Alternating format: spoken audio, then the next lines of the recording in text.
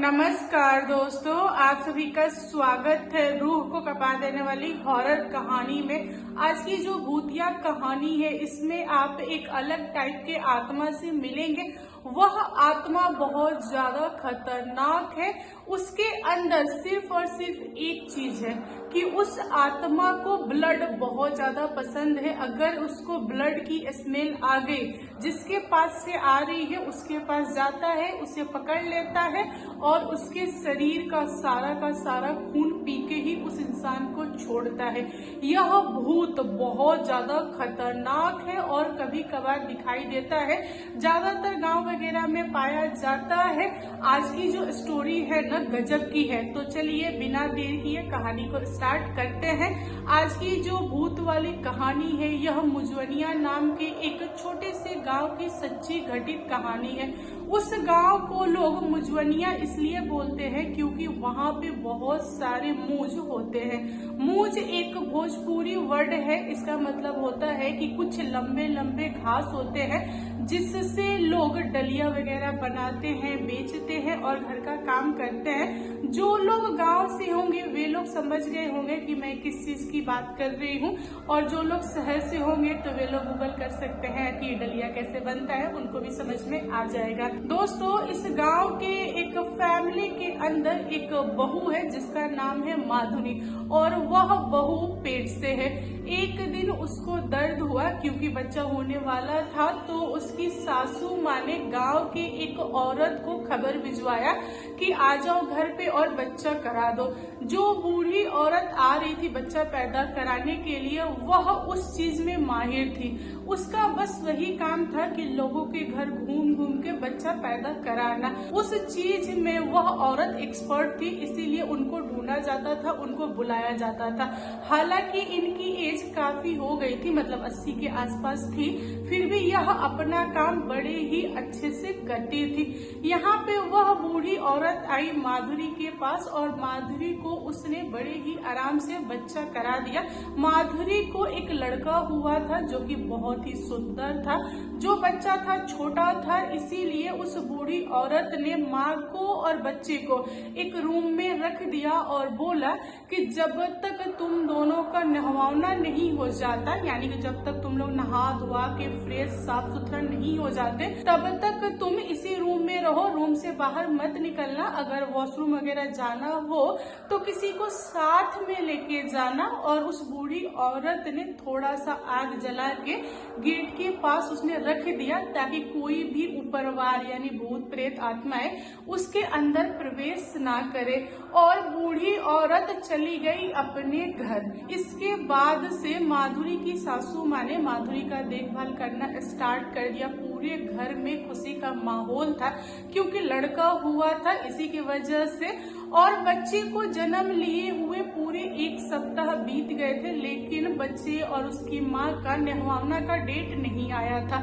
अभी नहवाने वाले डेट में करीबन 3 से 4 दिन का टाइम था, इसीलिए माँ और बच्चा रूम के अंदर ही रहते थे। दोस्तों, एक दिन की बात है, घर के सारे मेंबर इकट्ठे खाए पिए और सारे लोग सोने चले गए। माधुरी के साथ उसकी सासू माँ सो रही थी। रीजन बस यही था कि बच्चा रात में जग गया या फिर माधुरी को मेरी जरूरत पड़ी तो वह देखभाल कर सके, इसीलिए 3 लोग एक कमरे में सो रहे थे।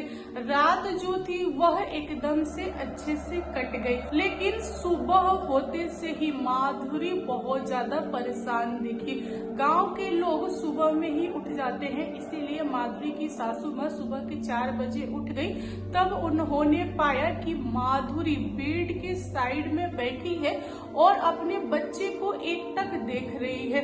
यहाँ पे उन्होंने डर के मारे बहू से पूछा कि तुम क्या कर रही हो, अपने ही बच्चे को क्यों ऐसा देख रही हो? माँ की नजर लग जाती है। अगर कोई भी औरत अपने बच्चे को एकदम ध्यान से देखे तो उसकी ही नजर लग जाती है। ऐसा मत करो, तुम अपने बच्चे को मत देखो, जाओ तुम जो करना है वो करो। लेकिन यहाँ पे माधुरी एक वर्ड भी नहीं बोलती है, वह बच्चे को ही एक टकी देखे जा रही है। यहाँ पे सासू माँ को थोड़ा सा डाउट हुआ, उनको लगा कि माधुरी में कुछ तो बदला है। उन्होंने माधुरी को झकझोरा। जैसे ही माधुरी जगी वह बहुत तेज चिल्लाई और दौड़ के गई बच्चे की तरफ और बच्चे को उठा लिया। इतना देखने के बाद से माधुरी की सासू माँ को समझ में आ गया कि माधुरी को क्या हुआ है।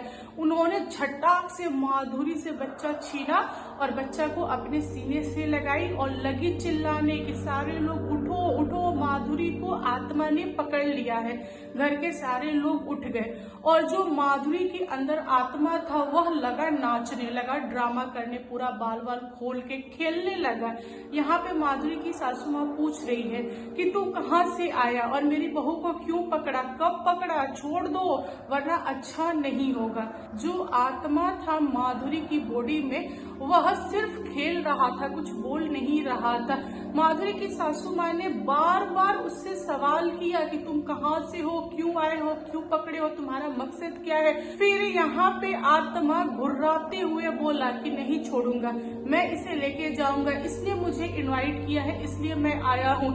इस औरत ने मुझे प्यार से बुलाया, मैं इसके पीछे खींचा चला आया, मैं इसको लेके ही जाऊंगा। इतना सुनने के बाद से माधुरी की सासू माँ का प्राण सूख गया। उन्होंने अपने छोटे बेटे को बोला कि भाग के जा, दादा को बुला के ला, दादा ही इसे कंट्रोल करेंगे। वह लड़का भागते हुए गया, अपने दादा को उठाया और दादा को लेके आया तो दादा ने आत्मा के ऊपर कुछ फेंका, यानी कुछ जल वगैरह डाला। उसके बाद उन्होंने पूछा कि अरे भाई तुम कहाँ से आ गए और क्यों पकड़ लिए इस औरत को, तुम्हें पता होना चाहिए इस औरत ने तुरंत का बच्चा दिया है, इसका शरीर कमजोर है, छोड़ दो वरना यह औरत दुनिया छोड़ देगी, तुम्हारा भार बर्दाश्त नहीं कर पाएगी। लेकिन आत्मा माना नहीं, उसने बोला कि ना, मैं इसे लेके जाऊंगा, मतलब लेके जाऊंगा, चाहे तुम लोग कुछ भी करो, यह औरत मेरे साथ जाएगी। यहाँ पे तांत्रिक में और उस आत्मा में बहुत ज्यादा बहस हुआ। तांत्रिक ने अपनी विद्या इस्तेमाल किया, उसके बाद आत्मा पे थोड़ा कंट्रोल पाया और आत्मा को मार के, पीट के, डरा के फिर पूछा कि तुम कहाँ से हो, पूरा डिटेल दो, बताओ वरना मैं तुम्हें ऐसे नहीं छोड़ूंगा।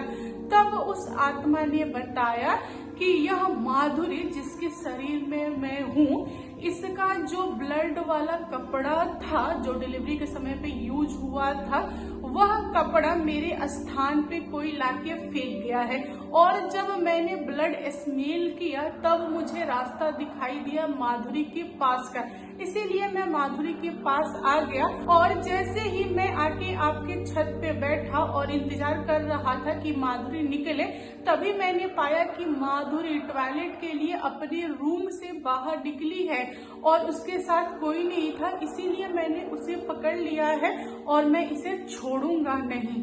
लेकिन तांत्रिक बहुत ज्यादा जिद्दैल था, उसने उस आत्मा को जबरन पकड़ा और पकड़ के उसे फिर से उसी स्थान पे लेके जाके बांध दिया। यहाँ पे माधुरी की सासू माँ उस बूढ़ी औरत को पकड़ी जिसने बच्चा करवाया था, उससे पूछा कि तुमने कपड़ा क्यों फेंका। तुम लोगों को होता है ना कि कपड़ा को गाड़ दिया जाता है, मतलब जितने भी गंदे कपड़े होते हैं डिलीवरी के समय में जिसमें ब्लड वगैरह लगा होता है, उन कपड़ों को मिट्टी के अंदर डाल दिया जाता है, ऐसे फेंका नहीं जाता है। तुमको यह चीज पता थी फिर भी तुमने उसे क्यों मूंछ के अंदर फेंक दिया। वहां से आत्मा आया था और मेरी बहू को पकड़ लिया। तब उस बूढ़ी औरत ने बोला कि नहीं दुल्हन, मैं आपके घर से जब कपड़ा लेके जा रही थी उसे गाड़ने के लिए मिट्टी में, तब मैं भूल गई, मैं सीधे अपने घर चली गई। फिर मुझे याद आया कि मेरे पास कपड़ा है, तब मैंने अपने पोती को बोला कि ले जाओ मिट्टी में धंसा दो, लेकिन उसने गलती से शायद फेंक दिया, इसीलिए वह आत्मा आ गया। मुझसे बहुत बड़ी गलती हो गई है, आप लोग मुझे माफ कर दीजिए। और वह बूढ़ी औरत रोने लगी। यहाँ पे बूढ़ी औरत की कोई गलती नहीं थी, इसलिए घर वालों ने माफ कर दिया। दोस्तों, जब माधुरी होश में आई तो उसने अपनी सासू माँ, ससुर और घर वालों से पूछा कि यहाँ पे क्या हुआ था। तब माधुरी के ससुराल वालों ने उसे बताया कि तुम्हें एक आत्मा ने पकड़ा था और वह आत्मा रक्त पिशाच था, बहुत भारी आत्मा था, उसको ब्लड पसंद था, वह तुम्हें मारने की बात कर रहा था, लेकिन टाइम रहते हुए दादा ने बचा लिया। यहाँ पे माधुरी को भी बहुत ज्यादा मतलब बॉडी में पेन वगैरह महसूस हो रहा था, क्योंकि उसके बॉडी में वह घुस गया था। उसको थोड़ा सा टाइम लगा रिकवर होने में, क्योंकि नया शरीर था, उसने बच्चे को जन्म भी दिया था, प्लस आत्मा भी आ गई थी इसके वजह से। और माधुरी को जब पता चला कि वह खुद अपने ही हाथों अपने बच्चे को मारने जा रही थी, तो उसका रो रो के बहुत बुरा हाल था। उसने अपने बच्चे को सीने से लगाया। उसके बाद बच्चे को और बच्चे की माँ को दोनों को ताबीज मिला। उन लोगों ने ताबीज पहन के रहा और आगे चल के उनके पीछे वह आत्मा दोबारा नहीं आई। दोस्तों, आज की जो भूतिया कहानी है यह बहुत ही ज्यादा खतरनाक और हथुआ की सचमुच की घटित कहानी है। हथुआ के अंदर एक ग्वाला था जिसका नाम था केदार। उसके पास बहुत सारे जानवर थे, जैसे कि गाय, भैंस, बैल, बकरियां। वह उन सब की सेवा करता था और उनसे दूध निकाल के पूरे गांव में बेचा करता था। उसका मेन काम यही था। एक समय की बात है, बहुत ज्यादा गर्मी पड़ रही थी, केदार को भी गर्मी लग रही थी एंड जानवरों को भी गर्मी लग रही थी। तो जानवर बहुत ज्यादा चिल्ला रहे थे, मतलब नहलाने के लिए। यहाँ पर केदार सोचता है कि अगर मैं एक एक करके सारे जानवर को नहलाऊं तो बहुत ज्यादा टाइम लगेगा एंड पानी वगैरह लगेगा, मेहनत भी लगेगा। इतनी गर्मी में मैं अकेले नहीं कर पाऊंगा, तो बेहतर है कि मैं इन सबको लेके चलता हूँ गांव के पोखर में, वहाँ पे छोड़ दूंगा। ये सारे के सारे नहा लेंगे, उसके बाद मैं इनको ले आऊंगा। यहाँ पे केदार भरी दोपहरी में अपने जानवर को खोलता है और लेके चल पड़ता है पोखर के तरफ। केदार को पोखर की तरफ जाते हुए किसी ने देखा तो केदार से पूछ लिया कि अरे केदार, इतनी गर्मी में तुम कहाँ जा रहे हो? देन केदार ने बताया कि मैं जानवरों को नहलाने ले जा रहा हूँ पोखर में। वह इंसान केदार के ऊपर हंसते हुए बोला कि इतनी गर्मी में, वो भी भरी दोपहरी में ले जा रहे हो, तुम्हारा दिमाग खराब है क्या? तुम इवनिंग में ले जाते जानवरों को, क्यों जानवरों को गर्मी में परेशान कर रहे हो? घर लेके जाओ। तब केदार ने उस इंसान को जवाब दिया और कहा कि देखो, इवनिंग में मुझे कुछ और काम है जो कि बहुत ज्यादा इम्पोर्टेंट है, इसीलिए मैंने सोचा कि इसे दोपहर में ही नहला देता हूँ। यह बोलने के बाद से केदार अपने जानवरों को लेके पोखर के पास गया और जानवरों को पोखर में छोड़ दिया। जो बकरियां थी वह बगल में घास खाई, उसके बाद पोखर से पानी पी, और जो भैंस, बैल, गाय थी वह पोखर के अंदर चली गई नहाने के लिए। काफी समय से जानवर पानी में ही थे और यह देखकर केदार मुस्कुरा रहा था। उसको भी बहुत ज्यादा गर्मी लगी थी। वह एक पेड़ के छांव में बैठा हुआ था। देन उसने सोचा कि मैं भी नहा लेता हूँ इन्हीं के साथ, क्योंकि इतनी ज्यादा गर्मी पड़ रही है जो कि बर्दाश्त के बाहर है। तब केदार अपना कपड़ा उतारता है, उसके बाद वह छलांग लगा देता है पोखर में। वह नहा ही रहा था, तभी उसको महसूस हुआ कि उसका जो पैर है कहीं पे फंस गया है। वह अपने पैर निकालने की कोशिश कर रहा था, लेकिन वह अपने पैर निकाल नहीं पा रहा था। थोड़ी ही देर में उसे रियलाइज हुआ कि कोई इंसान है जो पानी के अंदर है, उसके पास हाथ है और वह हाथ पकड़ के मुझे घसीट रहा है, अंदर खींच रहा है। यह महसूस होते हुए केदार समझ गया कि वह बुरी तरह से फंस चुका है, उसे बचाने वाला कोई नहीं है। फिर भी वह गला फाड़ रहा था, चिल्ला रहा था कि कोई हो तो मुझे बचाओ, लेकिन दूर दूर तक कोई भी नहीं था, क्योंकि भरी दोपहरी था, सारे लोग अपने अपने घर पे आराम कर रहे थे। यहाँ पर केदार उस चीज से बच नहीं पाया। जो भी पानी के अंदर था उसने केदार को पकड़ा और उलेट दिया। उसके बाद वह चीज केदार को पूरा अंदर धसा दिया। यहाँ पे केदार की बॉडी का एक भी पार्ट दिखाई नहीं दे रहा था। इसके बाद वह चीज गाय, भैंस वगैरह के पीछे पड़ा, उनको भी धसाने के चक्कर में था। तब तक जानवरों को महसूस हो चुका था। जानवर पानी से तैरते हुए बाहर आए और चिल्लाते हुए भागे। मतलब जानवर बहुत तेज तेज के चिल्ला रहे थे, जैसे कि उनके पीछे कोई भूत टूट पड़ गया हो और जानवर भागे जा रहे हैं। चारों दिशा में जब जानवर भागे तब लोगों ने देखा कि जानवर इस तरह से कर रहे हैं और भाग रहे हैं, तो लोगों ने पूछा कि किसके जानवर है भाई, कैसे खुल गए, इनको पकड़ो। तभी किसी ने बताया कि ये सारे के सारे जानवर केदार के हैं। तब लोगों ने आपस में बात किया कि अगर जानवर छुट्टा घूम रहे हैं तो केदार कहाँ है, केदार को जानवर को पकड़ना चाहिए ना, जानवर बहुत ही डरे हैं, काफी चिल्ला रहे हैं। और यह बात घूमते हुए केदार के घर पे गई तो केदार की माँ ने बोला कि मेरा बेटा गया है पोखर में जानवर को लेके नहलाने के लिए, अभी तक नहीं लौटा, काफी टाइम हो गया है। और यहाँ पर केदार की माँ बहुत ज्यादा डर चुकी थी। उन्होंने अगल बगल के लोगों को बोला कि मुझे ना बहुत ज्यादा डर लग रहा है, मुझे ऐसा शंका हो रहा है कहीं मेरा बेटा पानी में डूब तो नहीं गया ना, क्योंकि सारे के सारे जानवर इधर उधर भाग रहे हैं और बेटा अभी तक लौट के नहीं आया। अगर बेटा होता तो जानवर इधर उधर नहीं घूमते। और यह बात पूरे गांव में फैल गई। गांव के सारे लोग इकट्ठा हुए, उसके बाद पहुंचे पोखर के पास, तो उन लोगों ने पाया कि पोखर के पास कोई नहीं है, सिर्फ और सिर्फ कपड़ा पेड़ के छांव में रखा हुआ है और केदार तो दिख नहीं रहा है। तब लोगों ने अंदाजा लगाया कि हो सके केदार कूदा हो पानी में और डूब गया हो, चलो छानते हैं उसे और बाहर निकालते हैं। गांव के जितने लोग भी तैरना जानते थे सारे लोग पोखर में कूदे और केदार का पता लगाने की कोशिश की है, लेकिन केदार का कहीं भी पता नहीं चल रहा था। लोग अंदर अंदर तक जाके देखे, फिर भी कुछ भी पता नहीं चल रहा था। गांव के लोग काफी समय से परेशान थे, केदार को पानी में ढूंढ ही रहे थे लेकिन मिल नहीं रहा था। तभी किसी ने आवाज दिया और बोला कि मुझे लग रहा है केदार मिट्टी में धंस चुका है, उसके पैर के फिंगर मुझसे टच हुए, मुझे लग रहा है कि केदार यहीं पे है। लोगों ने अंदर डुबकी मारी, उसके बाद थोड़ा थोड़ा मिट्टी हटा के देखा लो तो उसके नीचे किसी का पैर मिला। लोगों को अंदाजा हो गया कि यह केदार का ही बॉडी है। फिर लोगों ने बहुत ज्यादा मेहनत किया और केदार की बॉडी को अंदर से निकाला। तब जाके गांव वालों को पता चला कि केदार को धंसा दिया था बुढ़वा ने, क्योंकि इस टाइप से कोई भी इंसान नहीं डूबता है। अगर कोई इंसान पानी में डूबे तो उसका जो शरीर होता है वह फूल के ऊपर आ जाता है, यानी कि ऊपर तैरता रहता है, मिट्टी के अंदर पूरी बॉडी नहीं धंस सकती है। और यह बात पूरे गांव में फैल गई और गांव के लोगों ने भी जाना और इस चीज को माना कि उस पोखर में बुढ़वा है। किसी को भी जाना हो पोखर में तो अकेले ना जाए, अगर अकेले जाएगा तो वह बुढ़वा धंसा देगा। दोस्तों, उस दिन के बाद से लोग पोखर की तरफ जाना बंद कर दिए, क्योंकि लोगों का मानना था कि केदार की जो आत्मा होगी वही फंसी होगी और वह भी बुढ़वा बन गई होगी, वह भी हमें पकड़ लेगी।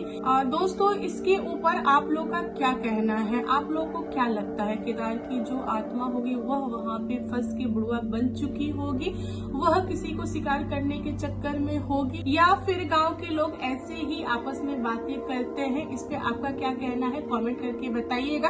आज की जो भूतिया कहानी है यह शिवराजपुर नाम के एक छोटे से गांव की सच्ची घटित कहानी है। इस गांव में एक छोटा सा लड़का है जिसके ऊपर बहुत पुरानी एक बूढ़े इंसान की आत्मा आ जाती है, जो उस बच्चे को बहुत ज्यादा परेशान करती है, उसको जल्दी छोड़ती नहीं है। उस बच्चे के माता पिता को ऐसा लगता है कि वह अपनी इकलौती वारिस को खो देंगे, लेकिन कहते हैं ना, जो किस्मत में लिखा होता है वही होता है। तो चलिए दोस्तों, बिना देर किए कहानी को स्टार्ट करते हैं। दोस्तों, शिवराजपुर के अंदर एक गरीब फैमिली थी जिसमें 3 सदस्य थे। लक्ष्मण जी, उनकी वाइफ बोबी और उनका इकलौता बेटा अनिल, जिसकी एज थी 11 साल और वह पढ़ाई करता था गांव के सरकारी स्कूल में। एक दिन की बात है, अनिल पढ़ाई करके घर पे रिटर्न आ रहा था तो रास्ते में उसकी बड़ी माँ उसे देखती है और टोकती है कि बेटा कहाँ से आ रहा है। देन अनिल ने बोला कि बड़ी माँ, मैं पढ़ाई करके आ रहा हूँ। यहीं पे बड़ी माँ हंसते हुए बोली कि देख, तेरा बाप तुझे सरकारी स्कूल में भेजता है, मेरे वाले जो बच्चे हैं वे जाते हैं प्राइवेट स्कूल में, तो क्या करेगा आगे चल के? ना ही तेरी अच्छे से पढ़ाई होगी, ना ही तुझे खाने पीने की चीजें मिलती है, तेरे पास तो खिलौने भी नहीं है, तेरी जिंदगी कैसी है? मतलब बड़ी माँ ने उस छोटे से बच्चे को बहुत ज्यादा ताना दिया। उसके बाद वह बात करते करते उस बच्चे को अपने घर पे लेके गई और अपने बेटे से मिलाई। उनके बेटे का नाम था राम और वह खा रहा था आम। जब अनिल ने उसे आम खाते हुए देखा तो उसके मन में भी लालच आया, लेकिन उसने एक शब्द भी नहीं बोला। सर झुका के बड़ी माँ की सारी ताने सुना। उसके बाद वह अपने घर पे पहुंचता है। तभी उसकी माँ लोगों के घर से काम करके आती है, तो वह अपने बेटे से पूछती है कि बेटा तूने खाना नहीं खाया क्यों? बता, कोई प्रॉब्लम हो तो मुझे बता। यहाँ पे बच्चा चुप रहा, उसने माँ को एक शब्द भी नहीं बोला। उसकी माँ ने अपने बेटे से प्यार से लाड दुलार करते हुए पूछा कि बेटा क्या समस्या है, खाना क्यों नहीं खा रहा, नाराज क्यों है? तब बच्चा रोते हुए अपनी माँ को बोला कि माँ देखो आम का सीजन है, तुमने एक बार भी मुझे आम नहीं खिलाया, ना ही हमारे पास आम का पेड़ है, ना ही बगीचा है, और ना ही तुम मार्केट से आम खरीद के खिलाती हो। कब तक ऐसा चलेगा? मेरा भी मन होता है आम खाने का, मुझे आम चाहिए वरना मैं खाना नहीं खाऊंगा। यहाँ गोपी जी ने अपने बेटे को समझाया और बोला कि देखो बाबू अभी पैसा नहीं है, मैं मांगती हूँ जहाँ पे काम करती हूँ, अगर वे लोग पैसा दे देंगे देन मैं आम इवनिंग में पापा से मंगवा दूंगी। अगर आज पैसा नहीं मिलेगा बेटा तो आज आम नहीं मंगवा पाऊंगी, मैं पापा को बोलूंगी किसी से पैसा मांग के आम खरीद के लाने के लिए, तुम थोड़ा सा इंतजार करो। इंतजार का जो फल होता है ना बेटा बहुत मीठा होता है, आम तो घर पे आएगा, थोड़ा सा रुक जाओ। गोपी जी के पास पैसे नहीं थे, उन्होंने अपने बेटे को प्यार से समझाया और यहाँ पे अनिल रोना बंद कर देता है, खाना भी खाता है। उसके बाद अपनी माँ को बोलता है कि माँ मैं जा रहा हूँ गांव के बच्चों के साथ खेलने, मैं खेल के आऊंगा तब अपना होमवर्क करूंगा। फिर गोपी जी चली गई लोगों के घर पे काम करने के लिए। गोपी जी जो थी वह लोगों के यहाँ घूम घूम के चौका बर्तन वगैरह किया करती थी, और उनका जो बच्चा था अनिल उसने किसी को भी नहीं बोला कि वह कहाँ जा रहा है। वह चोरी चुप के थैला लिया, उसके बाद भागा बगीचा के तरफ। अनिल जो था उसने सोचा कि अभी भरी दोपहरी है और इस समय गांव के सारे लोग सो रहे होंगे, कोई भी बगीचा में नहीं होगा, तो यही सही मौका है, मैं बगीचा में जाके आम चुन लेता हूँ। अनिल का एक भी पेड़ नहीं था उस बगीचा में, इसीलिए वह चोरी के मकसद से गया बगीचा में, और बगीचा में जाके वह आधे घंटे तक बैठा रहा, लेकिन एक भी आम नहीं गिरा। यहाँ पे अनिल का जो मन था ना वह उदास गया। अनिल ने सोचा कि मैं बेकार आ गया हूँ, एक काम करता हूँ घर के तरफ निकलता हूँ। जैसे ही वह बच्चा उठा घर जाने के लिए तभी एक दो आम गिरा। अनिल बहुत ज्यादा खुश हुआ और उसने उन आमों को अपने थैला में रख लिया। उसके बाद फिर वह बैठ गया। उसने सोचा कि अभी रुकता हूँ, मेरे पास सिर्फ और सिर्फ 2 ही आम हुए हैं, मैं 2-3 आम और चुन लेता हूँ ताकि घर पे हम लोग बांट के खाएंगे। हमारे घर पे 3 लोग हैं तो कम से कम 3 आम होना चाहिए। बेचारा बच्चा लालच में वहीं बैठा रहा, लेकिन एक भी आम नहीं गिरा। अनिल बैठा बैठा थक गया था, इसीलिए उसने सोचा कि अब 2 ही आम लेके चलते हैं, क्योंकि अब तो आम गिरेगा नहीं और थोड़े ही समय में गांव के लोग आ जाएंगे तो वे लोग मुझे आम चुनने नहीं देंगे, वे लोग डांटेंगे, क्योंकि जिनका पेड़ है वह इंसान चाहता है अपने घर आम ले जाना।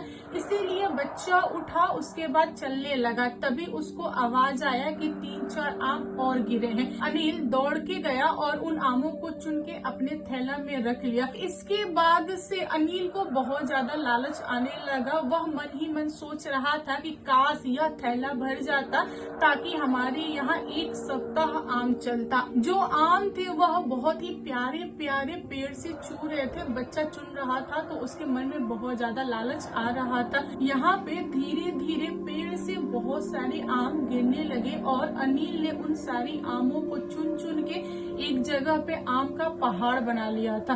अनिल को थोड़ा भी अंदाजा नहीं था कि इवनिंग हो गया है। वह लालच में बहुत सारे आम इकट्ठा करने लगा। वह आम के सिवा किसी भी चीज के बारे में नहीं सोच रहा था। इधर गोपी जी काम करके घर पे पहुंचती है तो उन्होंने पाया कि उनका बेटा घर पे नहीं है। फिर उनको लगा कि बच्चा है, खेल रहा होगा, चलो जाने दो और खेलने दो, क्योंकि बच्चा आज बहुत ज्यादा उदास था। आएगा उसके बाद अपना होमवर्क कर लेगा। धीरे धीरे रात के 9 बज गए लेकिन अनिल घर पे नहीं लौटा।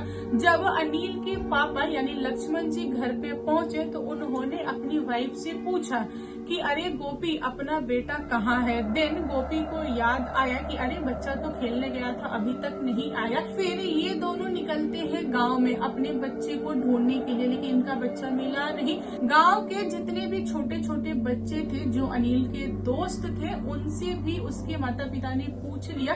सबने बोला कि नहीं, आज अनिल खेलने नहीं आया था। यहाँ पे अनिल के माता पिता को झटका लगा। उनको लगा कि बच्चा खेलने नहीं गया तो बच्चा गया तो गया कहाँ। वह बहुत ज्यादा घबराए हुए थे। उनके दिमाग में बस एक ही चीज चल रहा था कि कहीं मेरे बच्चे को किसी ने किडनैप तो नहीं कर लिया ना। वह दोनों पागलों की तरह पूरे गांव छान मारे, अगल बगल के गांव में चले गए, स्कूल की तरफ गए। बच्चा जो था ना वह कहीं भी नजर नहीं आया। पति पत्नी पूरी रात रोते रहे, अपने बच्चे को तलाश करते रहे, लेकिन इनका बच्चा उनके हाथ नहीं लगा। अगले दिन सुबह में कोई इंसान गया बगीचा में आम चुनने के लिए, करीबन सुबह के 4:30 या 5 के आसपास। तब उस इंसान ने देखा कि आमों के बीच में एक लड़का जिसका नाम है अनिल, उन्हीं के गांव का बच्चा गिरा पड़ा है, बेहोश पड़ा है। वह इंसान बच्चा को उठाने की कोशिश किया लेकिन बच्चा टस से मस नहीं हुआ। उस इंसान ने अनिल को उठाया और उसके माता पिता के पास लेके गया और वहाँ पे छोड़ दिया और बोला कि आपका बच्चा बगीचा में पड़ा था। माता पिता को समझ में नहीं आया कि उनके बच्चे को क्या हुआ। पहले के टाइम में लोग डॉक्टर को दिखाने से पहले पंडित और तांत्रिक को दिखाते थे। गोपी जी ने बिना सोचे समझे नंगे पांव दौड़ के गई, अपने बगल वाले गांव से एक तांत्रिक को पकड़ के लाई। जब तांत्रिक आया और उसने बच्चे को देखा, झाड़ फूक वगैरह किया, तब उस बच्चे के अंदर से एक आत्मा निकली और उसने बहुत ही भयानक आवाज में बोला कि मैं इसे नहीं छोड़ूंगा। तांत्रिक एक बार में ही समझ गया कि वह आत्मा किसकी है। तांत्रिक ने आत्मा को बोला कि अरे जटाधारी भाई, तुमने क्यों पकड़ लिया छोटे से बच्चे को, इसने क्या बिगाड़ा है तुम्हारा। तब उस आत्मा ने बोला कि अरे तांत्रिक, तुम पूछ रहे हो कि इस बच्चे ने मेरा क्या बिगाड़ा है, तुमको नहीं पता कि इस बच्चे ने क्या गलती किया है। यहाँ पे तांत्रिक उस आत्मा को समझा रहा है कि देखिए जटाधारी भाई, आपके पेड़ से इस बच्चे ने आम लिया है, मैं मानता हूँ बच्चा छोटा है, लालच में आके इसने ले लिया, लेकिन आप तो समझदार है ना, आप तो बड़े हैं, माफ कर दीजिए बच्चे को, जाने दीजिए, बच्चा है, लालच में कर दिया। लेकिन वह आत्मा बोला कि नहीं, मैं इसको माफ नहीं करूंगा। यहाँ पे गोपी का रो रो की हालत खराब था। उसने तांत्रिक से पूछा कि बाबा कौन आत्मा है, इसके बारे में बताइए, आखिर आत्मा ऐसे कैसे बात कर रहा है, आप कैसे जानते हैं इस आत्मा को। तब तांत्रिक ने आत्मा के बारे में पूरे गांव वालों को बताया कि देखिए ये जो आत्मा है यह मेरे गांव के इंसान की आत्मा है। आप सभी लोगों को पता है कि बगीचा एक है 2-3 गांव के लोगों का, उस बगीचा में इनका एक आम का पेड़ है और ये उसी आम के पेड़ पे रहते हैं। पहले वे जब जीवित थे वहीं पे रहते थे और वह उनका पेड़ है और इनका कहना है कि इनका आम कोई भी ना ले। आपका जो बच्चा है उसने गलती से इनका आम ले लिया है, इसीलिए इन्होंने पकड़ लिया है और ये छोड़ने का नाम नहीं ले रहे हैं। ये जो आत्मा है यह जीवित समय में काफी अच्छा था, लेकिन दुनिया छोड़ने के बाद से इसका एक अलग से रंग रूप आया है। तब आत्मा चिल्लाते हुए बोला कि अरे तांत्रिक, मेरे बारे में बता, तुम लोगों ने मेरे साथ क्या किया था। आज तुमको इस छोटे से बच्चे पे मोह आ रहा है, लेकिन तुमको उस दिन मोह नहीं आया जिस दिन गांव के लोगों ने मुझे मारा था। यहाँ पे गोपी श्री लक्ष्मण और गांव के जितने लोग भी इकट्ठा हुए थे उस बच्चे को देखने के लिए सबका होश उड़ गया। जो आत्मा थी ना वह अंदर से तड़प रही थी बदला लेने के लिए, क्योंकि आत्मा के साथ बहुत बुरा हुआ था। आखिर में तांत्रिक ने उस आत्मा के बारे में पूरा डिटेल में बताया। तांत्रिक ने कहा कि ये जो आदमी है जब ये जीवित थे उस समय इनका नाम था जटाधारी। इनका नाम जटाधारी इसलिए पड़ा क्योंकि इनके जो बाल थे वह सिर्फ और सिर्फ जटा थे। यह शंकर भगवान के बहुत बड़े पुजारी थे। अपने घर के इकलौते इंसान थे। इनकी शादी नहीं हुई थी, यह सिंगल ही रह रहे थे। लेकिन आगे चल के इनके पैर में फोड़ फूट गया, यानी कि पैर में घाव हो गया जो छुआछूत से फैलता है। तो गांव के लोगों ने इन्हें अपने गांव से निकाल दिया। जब ये गांव नहीं छोड़ रहे थे तब गांव के लोगों ने इन्हें मार के पीट के गांव से बाहर कर दिया। फिर ये आ गए बगीचा में और अपने आम के पेड़ के नीचे एक कुटिया बनाया और उसी कुटिया में रहते थे, भगवान की पूजा करते थे। इनके पास खाने पीने की कोई भी चीज नहीं थी तो यह आम खा के जीवित रहते थे और गांव का कोई भी इंसान इनकी मदद नहीं किया, ना ही खाने पीने का सामान दिया, ना ही कुछ। कब तक कोई इंसान आम खा के जीवित रह सकता है? आम का भी एक सीजन होता है।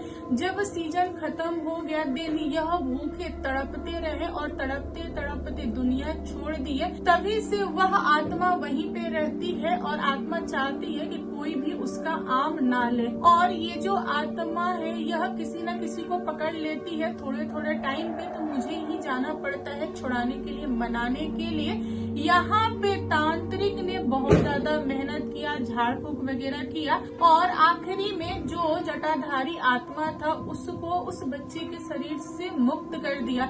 लेकिन जो बच्चा था वह रिकवरी होने में थोड़ा टाइम लिया क्योंकि बच्चा बहुत कम एज का था। जो आत्मा थी वह बहुत ही बूढ़ी एंड ताकतवर आत्मा थी, इसीलिए बच्चा को थोड़ा सा टाइम लगा, लेकिन आगे चल के बच्चा ठीक हो गया। उस दिन के बाद से गोपी जी और लक्ष्मण जी अपने बच्चे पे बहुत ज्यादा ध्यान देने लगे।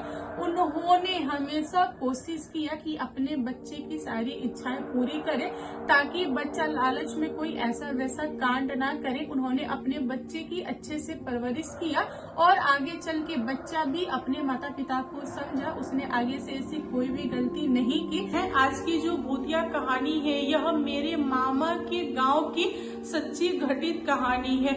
आज की जो भूतिया कहानी है यह आज से करीबन 60-65 साल पहले घटित हुई थी और सचमुच में घटित हुई थी। इस कहानी को मेरी माँ ने भी मेरे साथ शेयर किया है, मेरी नानी ने भी किया है और नानी ने बताया कि उनके साथ में एक लेडी थी जो कि आज इस दुनिया में नहीं है। उनके साथ बहुत भयानक वाला भूतिया कांड हो गया। वह औरत कभी भी उस चीज को नहीं भूल पाई क्योंकि उस समय उन्होंने बहुत बड़ी चीज खो दिया था। दोस्तों, मेरे मामा के पड़ोसी वहाँ पे एक लेडी थी जो मेरी नानी लगती थी। तो उनको ना एक टाइम पे जुड़वा बच्चा हुआ था, एक लड़का था और एक लड़की थी। वह अपने बच्चे की बहुत ही प्यार से परवरिश कर रही थी। उनके जो दोनों बेबी थे वे बड़े हेल्दी थे और 6 से 7 महीने की हो चुके थे। वह औरत हमेशा घर के अंदर रहती थी, घर का काम करती थी। एक दिन की बात है, भरी दोपहरी में नानी के दोनों बच्चे रो रहे थे और घर में देखने के लिए बेबी को कोई नहीं था। बेबी को भूख लगा था, इसीलिए नानी अपने बच्चे को आंगन में अपने आंखों के सामने रखी थी और काम कर रही थी। और उनके यहाँ जितने लोग थे सारे लोग गए थे खेत में काम करने के लिए और उन लोगों का भी रिटर्निंग का टाइम हो गया था। इसीलिए नानी को बहुत ज्यादा टेंशन हुआ था कि बच्चा संभालूं या घर का काम करूं, क्योंकि जो लोग खेत से आएंगे उनको भी तो खिलाना होगा और बच्चे भी भूख से तड़प रहे थे। फिर नानी ने दिमाग लगाया, उन्होंने चूल्हा पे खाना चढ़ा दिया और दूसरी तरफ दूध और रोटी मिक्स करके अपने बच्चे को खिला रही थी, खाना बना रही थी। मतलब बच्चों को ना अपने आंखों के सामने रखी हुई थी, वह दोनों काम कर रही थी। उन्होंने अपने बेबी को बड़े प्यार से खिला दिया। बच्चे चुप हो गए, बच्चे हंसने लगे, खेलने लगे। नानी गई बर्तन को रखने के लिए नल के पास और वहां से पानी लेकर बेबी का मुंह पोंछने के लिए, क्योंकि उन्होंने दूध और रोटी खिलाया था तो बच्चे के मुंह में लग गया था। नानी पानी लेने गए, तभी उन्होंने देखा कि चूल्हे पे जो सब्जी चढ़ा हुआ है वह जल रहा है, इसीलिए वह भागी चूल्हे के तरफ। और सब्जी को देख देख के जब वह पहुंची अपने बेबी के पास, तब उन्होंने पाया कि जो उनका लड़का है वह हंसते हंसते दुनिया छोड़ दिया, और जो लड़की है वह बहुत ज्यादा रो रही है, और बच्ची क्यों रो रही है उनको कुछ भी पता नहीं। यहाँ पे वह लगी चिल्लाने, घर में तो कोई था नहीं, इसीलिए जो लोग भी पड़ोस में थे वे लोग भाग के गए खेत में और उनके घर वालों को बोले कि आपकी घर की जो बहू है वह बहुत रोए जा रही है, चिल्लाए जा रही है, पता नहीं क्या हुआ है, आप लोग जरा जाके देखिए। यहाँ पे नाना जी खेत से भागते हुए आए और उन्होंने अपनी वाइफ से पूछा क्या हुआ, तब उन्होंने अपने बेटे की तरफ इशारा किया। नाना देखिए तो उनका होश उड़ गया। यहाँ पे नानी की जो सासू माँ थी उन्होंने अपने बेटा को बोला कि भाग के जा और ओझा को बुला के ला, यानी कि तांत्रिक को बुला के ला, वह देखिएगा, वह बताएगा कि बच्चे के साथ क्या हुआ है और बेटी शांत क्यों नहीं हो रही है। अगर बेटी शांत नहीं होगी तो गजब हो जाएगा। यहाँ पे नाना भाग के गए और एक जानकार तांत्रिक को पकड़ के लाए। जब तांत्रिक घर पे आया उसने घर को अच्छे से देखा, हर एक कमरे में जा जाके उसने देखा, उसको कुछ भी नहीं मिला। फिर बाद में वह किचन में गया, उसको वहां पर भी कुछ नहीं मिला। उसके बाद से उस तांत्रिक ने नानी की सासू माँ से पूछा कि वह सामने वाला क्या है, मुझे उधर जाना है। तब नानी ने बोला कि आप उधर नहीं जा सकते, उधर बाथरूम है, हम लोगों ने छोटा सा बाथरूम बनाया है, क्योंकि बहुत दिन में नहीं निकल पाती, कभी उसका पेट वेट खराब हुआ तो वह उसमें जा सके, इसीलिए। तांत्रिक ने बोला कि आप टेंशन मत लीजिए, मुझे उधर ही जाना है, मुझे उधर ही कुछ फील हो रहा है। तब तांत्रिक बढ़ा आगे, फिर उसने अपने बर्तन से जल निकाला, उसके बाद जल को पढ़ा और दीवार पे दे मारा। जब दीवार पे पानी पड़ा वहां पर एक मक्खी थी और वह मक्खी उस पानी की वजह से उड़ नहीं पाई, वहीं पे फंस गई। फिर तांत्रिक ने उस मक्खी को उठाया और आंगन में लाया, वहां पे रखा। उसके बाद उसने अपना चक्र टाइप से कुछ बनाया, फिर मंत्र वगैरह पढ़ा। फिर तांत्रिक ने उस मक्खी से पूछा कि तुमने यह सब क्यों किया, आखिर तुमको क्या मिला, उस छोटे से बच्चे का जान क्यों लिया, बताओ। मक्खी ने तांत्रिक को बताया कि मैं इधर बगल से उड़ के जा रहा था, तभी मेरी नजर उस बच्चे के ऊपर पड़ी और वह बच्चा काफी ज्यादा हंस रहा था, खेल रहा था, जो कि मुझे अच्छा नहीं लगा। फिर मैंने सोचा उसको पकड़ने का, उसका जितना भी ब्लड है पीने का, लेकिन मैंने इसकी माँ को देखा जो चूल्हे के पास काम कर रही थी, उसके पास आग था, तो मैं अपने रूप में आके उसे नहीं पकड़ सकता था, इसीलिए मैंने मक्खी का रूप धारण किया। उसके बाद मैंने उसको डस लिया, यानी कि काट लिया। उसके बाद होना क्या था जो आप देख रहे हो। यहाँ पे तांत्रिक बहुत ज्यादा गुस्साया, उसने दे मारा उस मक्खी को।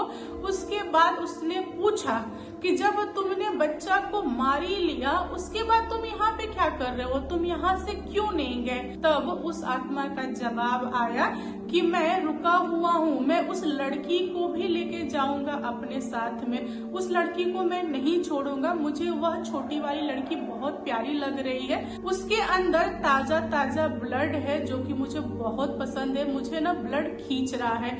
यह सुनने के बाद से तांत्रिक का माथा गर्म हुआ, उसने उस प्रेत आत्मा को पकड़ा और घर वालों को बताया कि देखिए आपका जो बच्चा गया है, यानी दुनिया छोड़ा है, उसको प्रेत आत्मा ने मारा है, बस यही चीज है। अच्छा हुआ कि आप लोगों ने मुझे टाइम से बुलाया, वरना आप लोग अपनी बेटी को भी खो देते। नानी ने जैसे ही यह सारी बातें सुनी वह बहुत ज्यादा डर गई, घबरा गई। उन्होंने अपने बेटी को सीने से लगाया और उस दिन के बाद से कभी भी मौसी को उन्होंने अलग नहीं किया। मम्मी बताती है कि मौसी को लेकर जो नानी थी वह बहुत डरती थी, इवनिंग में कहीं जाने नहीं देती थी, हमेशा अपने पास रखती थी। जो प्रेत आत्मा था वह तांत्रिक के साथ चला गया था, वहां पे कोई भी आत्मा नहीं बचा था, फिर भी नानी के अंदर डर बचा हुआ था। इसीलिए नानी ने अपनी बेटी की बहुत ही अच्छे से ध्यान से परवरिश की।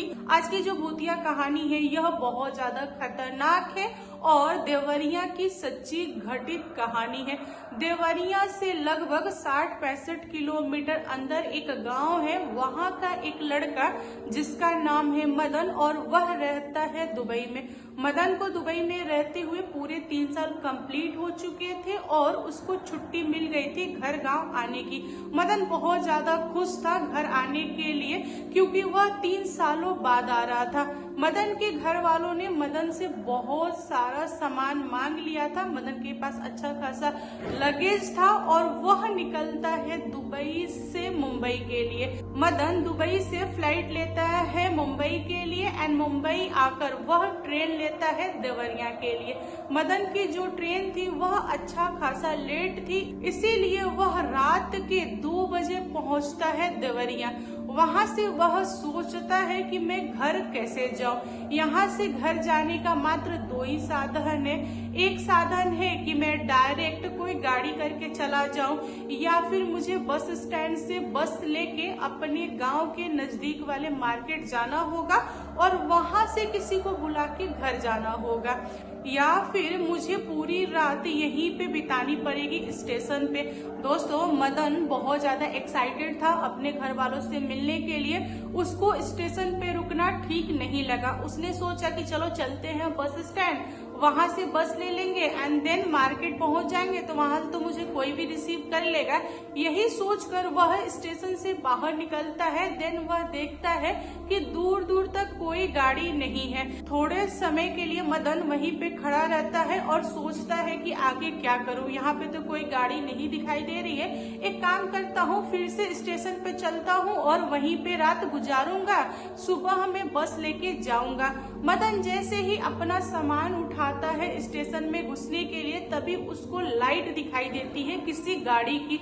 जो लाइट थी वह काफी दूरी पे थी। धीरे धीरे मदन के पास आई। मदन को एक होप हुआ कि जो गाड़ी आ रही है मैं उससे बात करता हूँ, वह मुझे छोड़ देगा, मेरे घर तक जितना पैसा मांगेगा मैं उससे दे दूंगा। ड्राइवर से बात करने के लिए मदन आगे बढ़ा तो उसने पाया कि जो ड्राइवर है वह उसके गांव का ही है और उसका नाम है भोला। मदन खुश होके भोला को गले लगाता है और बोलता है कि भोला भाई, तुम बहुत ही अच्छे टाइम पे आए हो, चलो घर चलते हैं। मैं यहाँ पे काफी टाइम से खड़ा था लेकिन कोई गाड़ी नहीं मिल रही थी और देखो ना मेरी ट्रेन काफी ज्यादा लेट है। मैं ऐसा सोच रहा हूँ कि सुबह सुबह घर वालों को सरप्राइज दे दूं, ज्यादा अच्छा रहेगा। जो भोला था वह मदन से मिलके बहुत ज्यादा खुश हुआ और उसने बोला कि ठीक है भाई चलो। भोला के पास जो गाड़ी थी वह एक पिकअप गाड़ी थी, इसीलिए सारा सामान पीछे चला गया और भोला गाड़ी चला रहा था और जस्ट उसके बगल में मदन बैठा था। ये दोनों निकल जाते हैं देवरिया से घर के लिए और रास्ते में ये लोग बहुत सारी बातें करते हैं।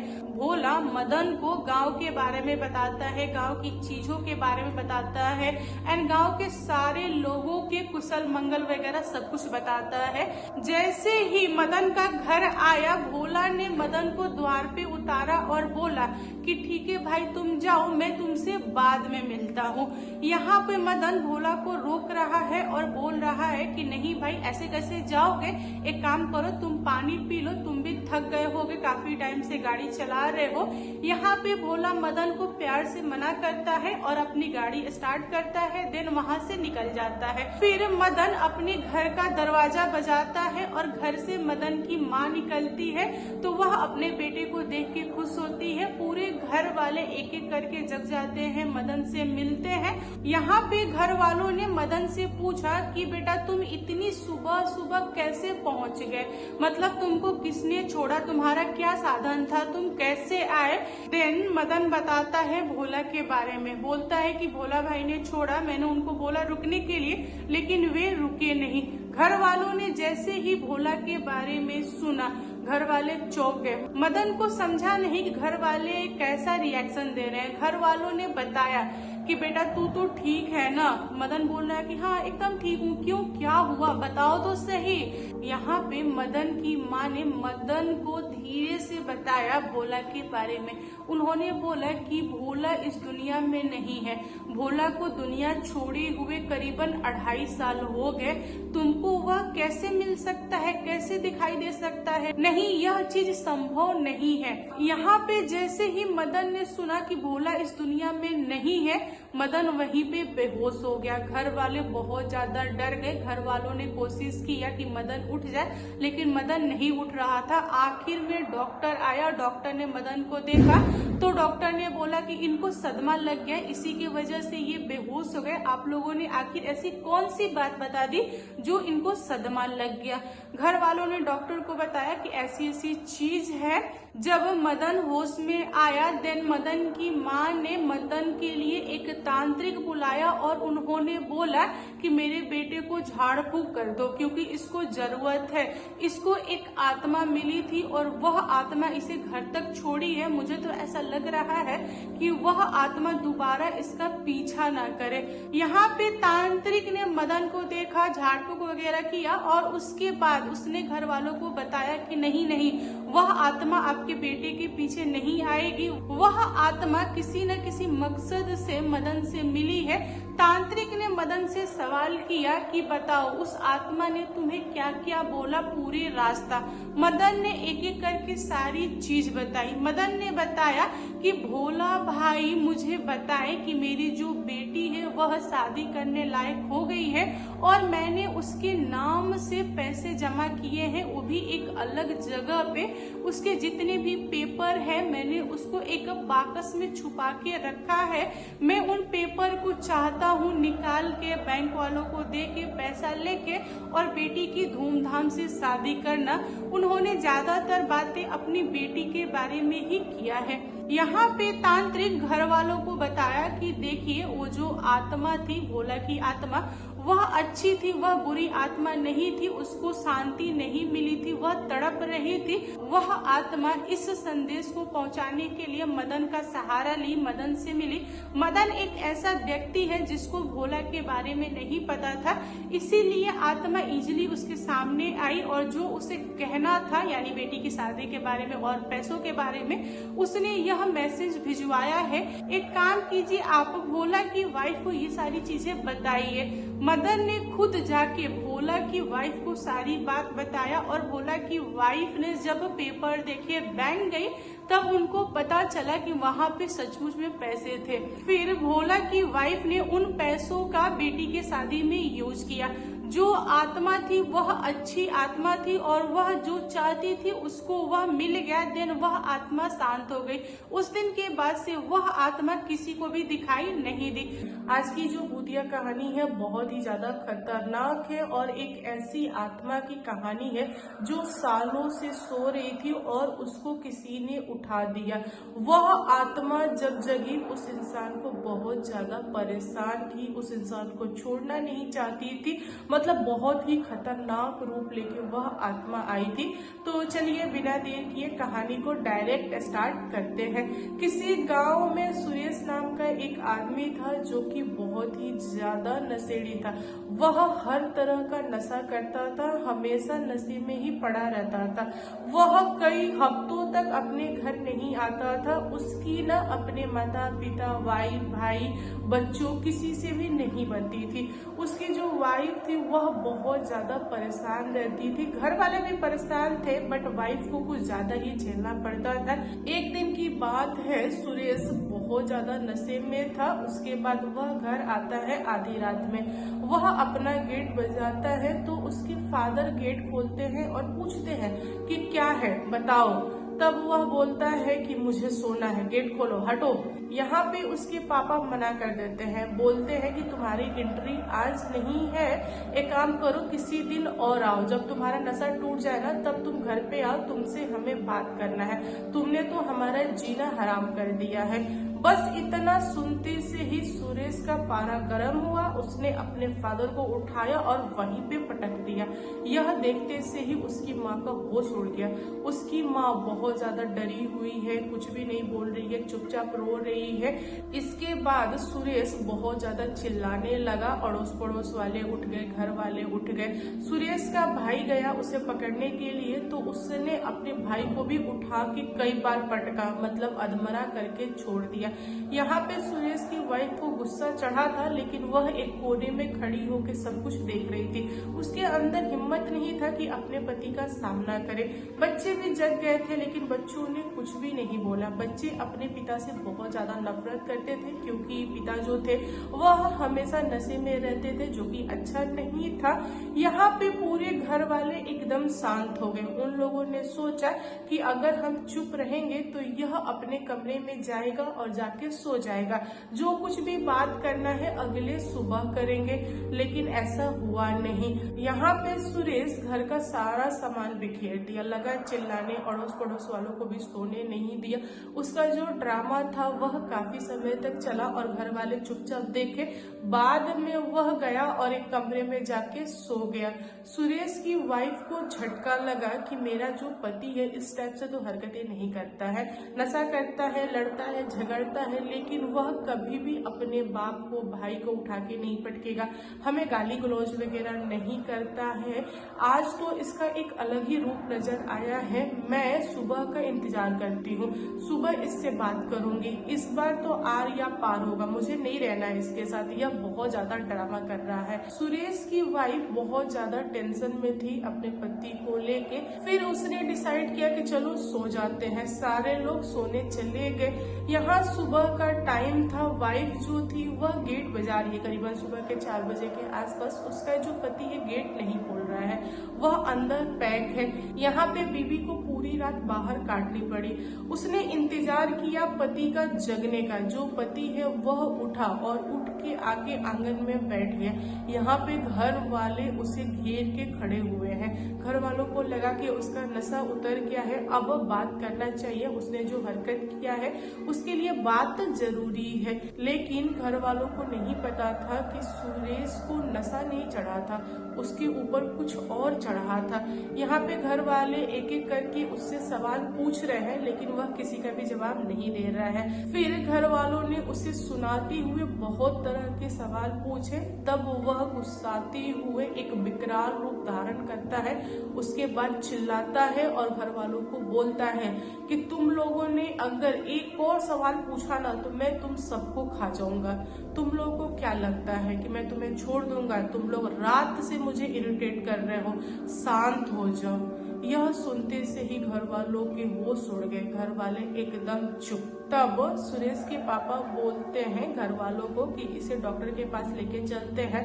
मुझे तो ऐसा लग रहा है कि इसका नशा उतरा नहीं है, यह बहुत ज्यादा ड्रामा कर रहा है, आवाज भारी करके हम लोग को डरा रहा है। यह ऐसा दिखा रहा है कि इसके ऊपर भूत प्रेत वगैरह आ गया है, लेकिन इसका ड्रामा हम लोग बर्दाश्त नहीं करेंगे। नशेड़ी गजेड़ी लोग का काम होता है ड्रामा करना। लेकिन सुरेश की माँ का दिल नहीं माना। उन्होंने अपने पति को बोला कि ठीक है दिखाएंगे, लेकिन फिलहाल इसे किसी तांत्रिक से दिखा देते हैं, हो सके मेरे बेटे के ऊपर कोई आत्मा आ गई हो। सुरेश के पापा ने अपनी वाइफ की बात मानी। उसके बाद वह तांत्रिक को बुला के घर पे लाए। तांत्रिक घर पे आया, उसने सुरेश को सामने बैठाया। सुरेश नहीं बैठ रहा था, सुरेश भाग रहा था। फिर भी तांत्रिक ने जबरदस्ती पकड़ा, क्योंकि उस घर को तांत्रिक ने आते से ही बांध दिया था, इसलिए सुरेश घर के बाहर नहीं जा पाया। सुरेश को सामने बैठा के तांत्रिक ने सवाल किया कि तुम कहाँ से हो, मुझे तो तुम बहुत पुराने लगते हो, क्यों पकड़ लिया, इसने क्या गलती किया है, छोड़ दो। तब वह आत्मा बोला जो सुरेश की बॉडी में था, उसने बोला कि नहीं, मैं इसे नहीं छोड़ूंगा, यह मुझे बहुत ज्यादा परेशान किया है। तांत्रिक ने बोला कि तुम्हें जो कुछ भी बताना हो खुल के बताओ, आखिर तुम्हारे अंदर क्या चल रहा है, इसने कौन सी गलती कर दिया है जो तुम्हारे हिसाब से माफी लायक नहीं है। तब उस आत्मा ने बताया कि यह इंसान हर रोज नशा करता है और मेरे बगल से ही गुजरता था, मुझे पता है, मैं इसे कई बार देखा हूँ, नोटिस किया हूँ, लेकिन मैंने इसे कभी भी टोका नहीं, कभी भी पकड़ा नहीं। लेकिन एक दिन की बात है, यह नशे में था और मेरे बगल से गुजर रहा था, तभी इसकी नजर मेरे ऊपर पड़ी और इसने मेरे ऊपर टॉयलेट कर दिया। उसके बाद यह घर चला गया। मैंने सुरेश को उस दिन माफ किया, लेकिन यह माना नहीं, इसने हर रोज मेरे ऊपर टॉयलेट करना स्टार्ट कर दिया। एक सप्ताह से मैं बर्दाश्त कर रहा था, लेकिन अब बर्दाश्त करने की लिमिट खत्म हो गई है, मैं तो इसका प्राण लूंगा तभी शांत होऊंगा। यहाँ पे तांत्रिक ने पूछा कि कोई भी इंसान अगर सामने बैठा हो या खड़ा हो, उसके ऊपर तो कोई टॉयलेट नहीं कर सकता, तुम बताओ तुम किस रूप में थे। तब उस आत्मा ने तांत्रिक को बताया कि देखो तांत्रिक, मैं किसी तांत्रिक के पास था बहुत टाइम से, उस तांत्रिक ने मुझे एक छोटे से पौधे में स्थान दे दिया, उसके बाद से जो सामने वाला छोटा वाला जंगल है वहां पे लाके छोड़ दिया, और उसने मुझे बोला कि यह पौधा धीरे धीरे बड़ा हो जाएगा और तुम्हारा घर होगा, तुम यहीं पे रहना। उस समय से मैं वहीं पे था, लेकिन यह नशे के हालत में ऐसा बोलता था कि तुम आज छोटे पौधा हो, मैं तुम्हें पानी देके बड़ा कर दूंगा, और बोल बोल के इसने मेरे ऊपर टॉयलेट किया है, जो कि मुझे बर्दाश्त नहीं है। यहाँ पे तांत्रिक, घर वालों को और पड़ोसी सबको समझ में आ गया कि एक्चुअल में मैटर क्या है और क्यों आत्मा ने पकड़ लिया है। फिर तांत्रिक ने उस आत्मा को बहुत ही प्यार से समझाया और आत्मा ने कुछ चीजों का डिमांड किया। तांत्रिक ने उन सारी चीजों को पूरा किया। उसके बाद से सुरेश की बॉडी से उस आत्मा को निकाला और फिर से ले जाके एक नए स्थान पे उसे छोड़ दिया, उसको स्थान दे दिया। उस दिन से वह आत्मा उस जगह पे रहने लगी, और जब सुरेश होश में आया तो उसके घर वालों ने उसे सारी चीजें बताया। सुरेश को थोड़ा समझ आया यहाँ पे, और उसने बोला कि आगे चल के वह नशा धीरे धीरे कम करके छोड़ देगा। जैसा सुरेश ने बोला वैसा ही हुआ, क्योंकि सुरेश की बॉडी के अंदर आत्मा थी, पुरानी आत्मा थी, इसीलिए उसका बॉडी भी टूट चुका था। उसको भी समझा कि उसके साथ क्या क्या हो रहा है, और आगे चल के सारी चीजें ठीक हो गई। तो दोस्तों आप लोग बताओ आज की कहानी कैसी लगी। कहानी पसंद आए तो प्लीज लाइक एंड शेयर कीजिएगा, और मेरे चैनल पे न्यू आए हो तो चैनल को सब्सक्राइब करना। Thank you, bye.